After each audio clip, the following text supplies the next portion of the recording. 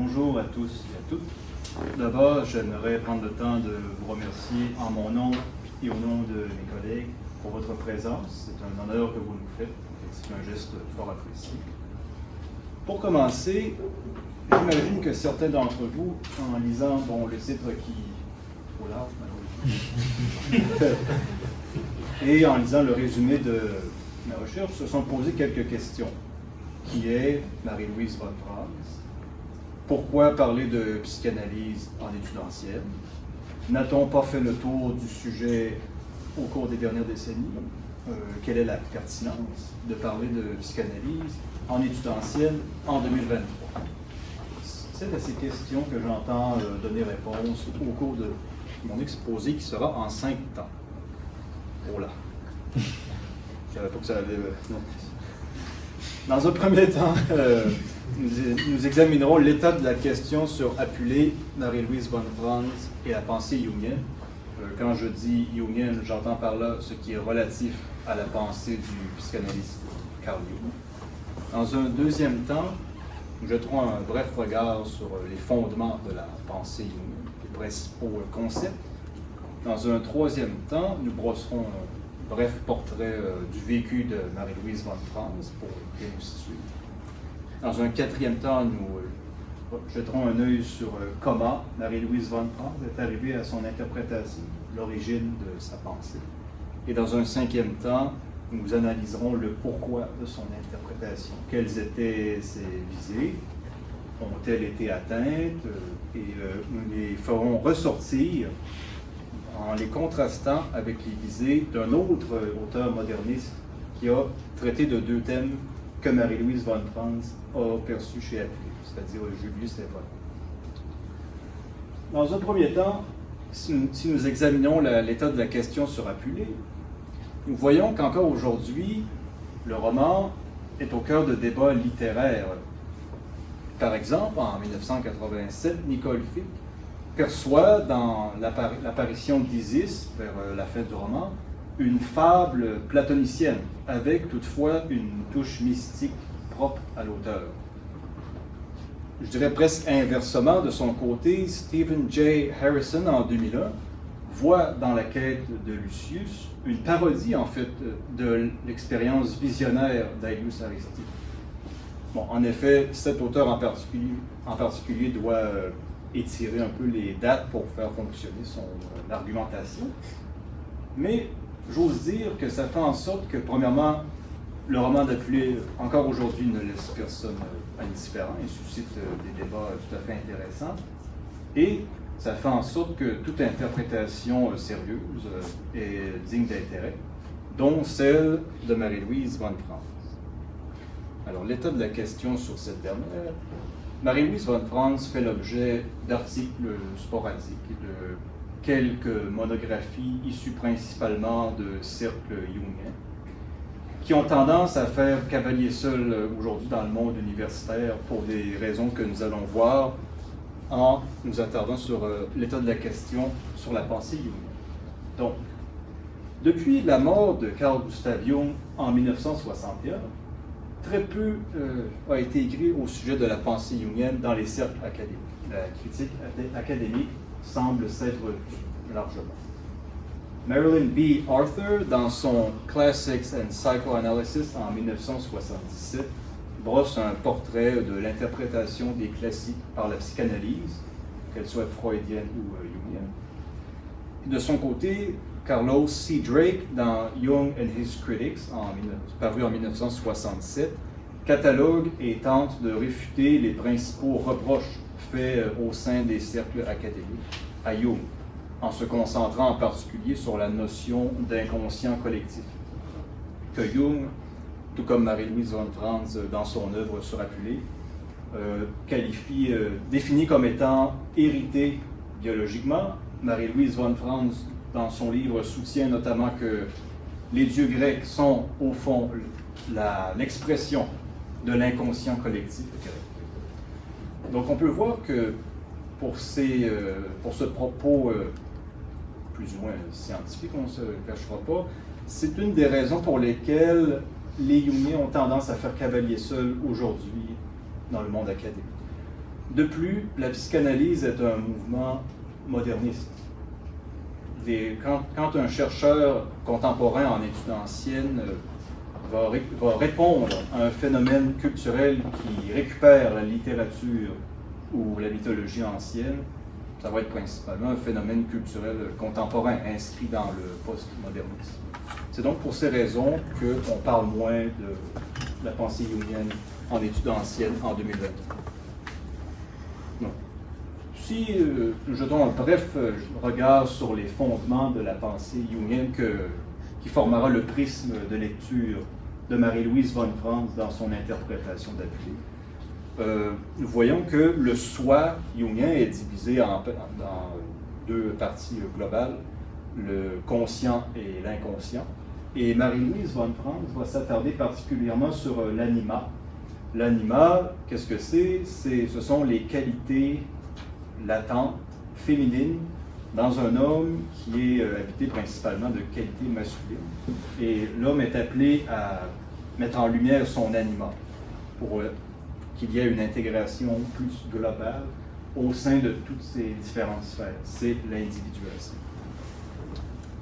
Donc un bref portrait brossé sur le vécu de Marie-Louise von Franz. Elle est née à Munich en 1915. Elle rencontre Carl Jung en 1933 et entame des études philologiques à l'université de Zurich la même année, avec pour majeur le grec et le latin et mineur la littérature et l'histoire ancienne. Elle assiste au séminaire de Jung à partir de 1934, suit une formation sous son mentor et à partir de 1942 devient une analyste.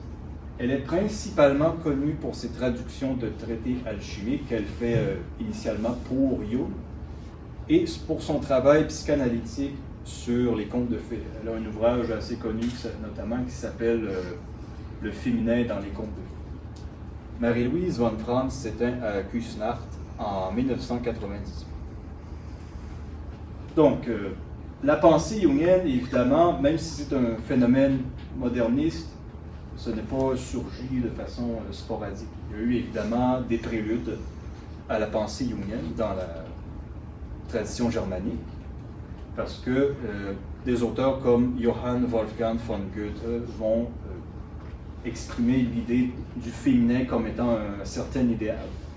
Dans son Faust, notamment, Goethe va parler du féminin éternel comme une sorte de muse métaphysique. Chez Richard Wagner, nous avons un regard progressivement subjectif sur le mythe dans ses opéras. Je pense à L'Anneau du Nibelung ou Tristan ou Isolde. Chez Friedrich Nietzsche, nous avons des prémices de l'individuation, on a parlé tout à l'heure, c'est-à-dire l'intégration et l'harmonisation de toutes les sphères intérieures dans l'être humain.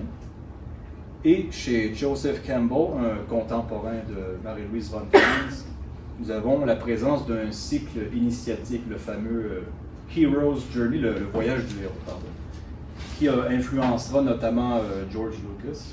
C'est un cycle qui est en trois parties, c'est-à-dire, premièrement, la séparation, plus connue, de l'innocence, l'initiation, c'est-à-dire l'accumulation d'un bagage de connaissances, d'expériences au fil de la vie, et, troisième étape, le retour, c'est-à-dire un retour à un état d'innocence, mais avec le bagage accumulé. C'est ce type de cycle initiatique que Marie-Louise von Franz va voir dans l'histoire de Lucius, dans le roman d'Apulée, qui commence dans un état d'innocence en tant qu'être humain, vit une période d'apprentissage et d'initiation en tant que calme, et retourne à un état d'innocence, mais avec un bagage nouveau accumulé quand il se transforme à nouveau en être humain. On voit que certains thèmes jungiens sont utilisés et connus des anciens, par exemple le masculin et le féminin notamment. Je pense à Aristote, Plutarque, les auteurs issus de la gnose ou de l'hermétisme.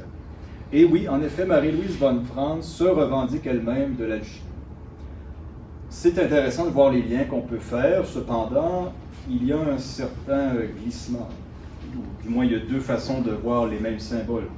Chez les Jungiens et leurs prédécesseurs, on a une approche beaucoup plus subjectiviste et psychologique, alors que chez les anciens, on tombe plus dans la croyance métaphysique. Alors, pourquoi Marie-Louise von Franz est-elle arrivée à son interprétation? Quelles étaient ses finalités? C'est ce que nous allons voir partiellement, du moins, en faisant une comparaison de deux thèmes présents chez Apulée, interprétés par Marie-Louise von Franz et Julius Evola, Eros et le Graal. Alors, qu'est-ce que le Graal vient faire chez Apulée? C'est une bonne question.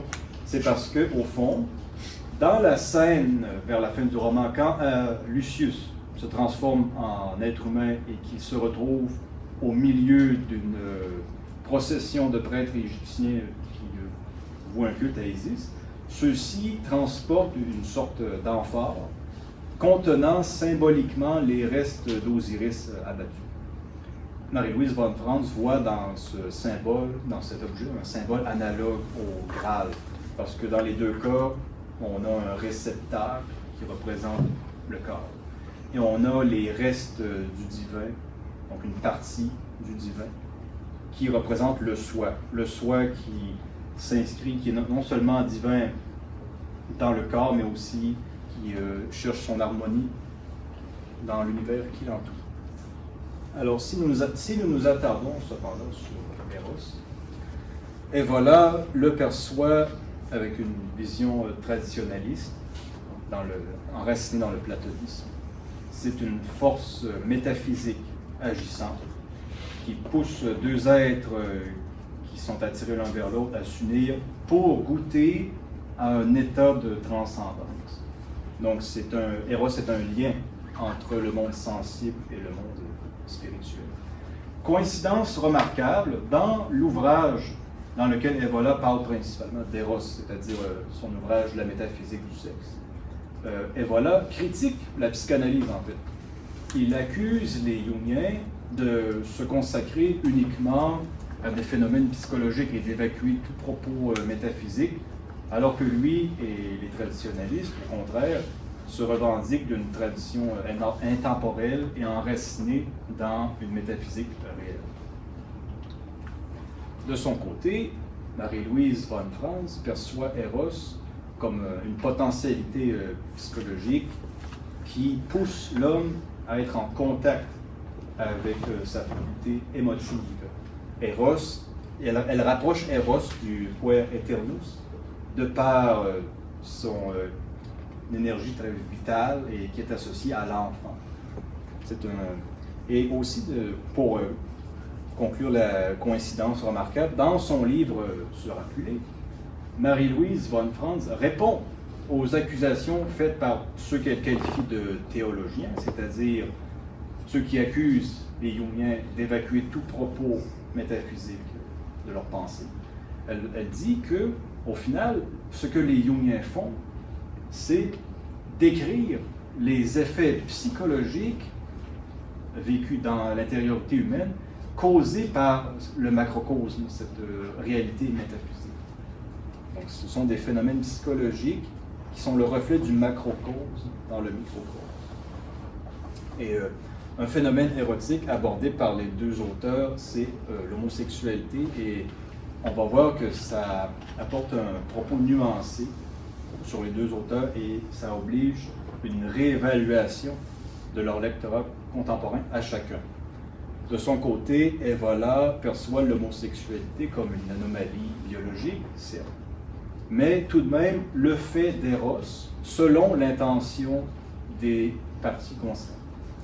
Si deux êtres se sentent attirés l'un vers l'autre et s'unissent afin de goûter ensemble au monde spirituel et à s'élever spirituellement, dans l'idéal, il n'y a rien de mal pour Evola.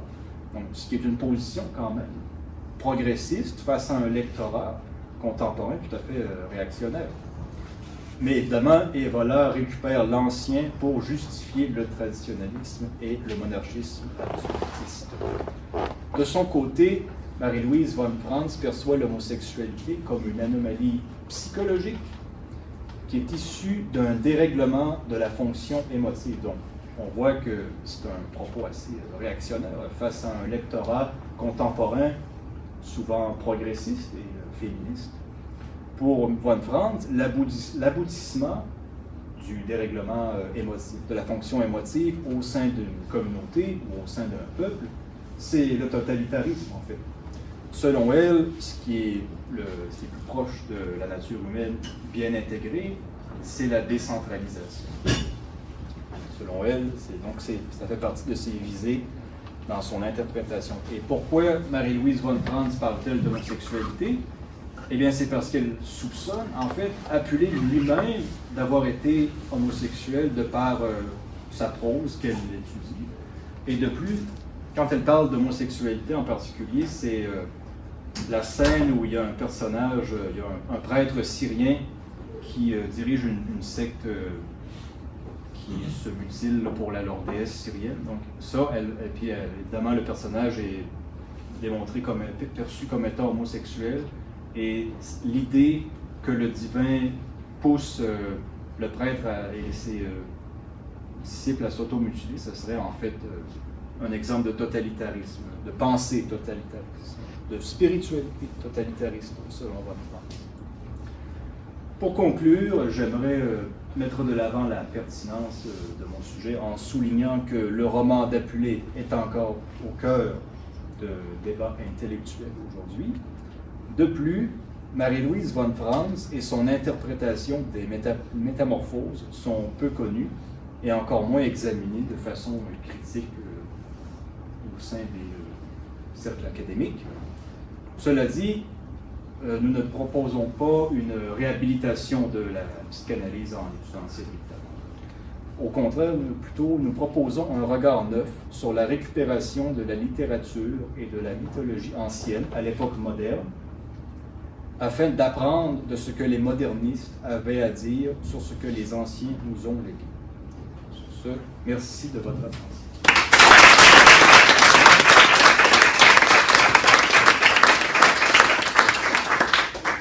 Merci beaucoup, M. Lemon. La parole est publique. Est-ce qu'il y a des questions? Oui. Vous avez expliqué pourquoi vous avez choisi la dame, je ne sais plus son nom déjà. Marie-Louise von Franz. Voilà, mais vous n'avez pas mentionné pourquoi vous avez choisi Evola pour comparer le propos. C'est parce que c'est un auteur qui s'inscrit dans la même période intellectuelle, le modernisme. Et il s'avère qu'il a traité des mêmes thèmes que Marie-Louise von Franz a perçus. C'est pour ces raisons principalement. D'autres questions? Je me demandais en fait, Marie-Louise von Franz, en tant que, comme elle a étudié le latin et le grec, donc est-ce qu'elle s'intéresse aussi au langage utilisé par Apuley ou dans les métamorphoses, donc au latin, ou est-ce que c'est vraiment sur les images ou les personnages? Comme j'ai dit tout à l'heure, elle s'intéresse au style de la prose d'Apuley. Et quand elle l'analyse, elle voit vraiment un auteur qui se bat avec ses émotions. À cause que, selon elle, selon von Franz, une prose trop fleurie, c'est le signe d'un dérèglement de la fonction émotive, selon von Franz. Par simple curiosité, vous aviez mentionné que Marie-Louise von Franz s'identifiait avec les alchimistes ou avec l'alchimie. Est-ce que vous pouvez m'expliquer quelle est la justification derrière cette affiliation et ce qu'est la chimie dans ce contexte? Bonne question. Alors, quand on prend le temps de lire des textes alchimiques, on se rend compte que la plupart du temps, ce sont des expériences qu'on aujourd'hui qualifierait de pseudo-scientifiques. Mais à partir du 19e siècle, alors qu'il y a comme une résurgence d'intérêt pour les sciences occultes, soudainement, l'alchimie devient une métaphore pour un travail intérieur qui va éventuellement devenir l'individuation. C'est pour cette raison que Marie-Louise von Franz se revendique de l'alchimie. Merci beaucoup. D'autres questions?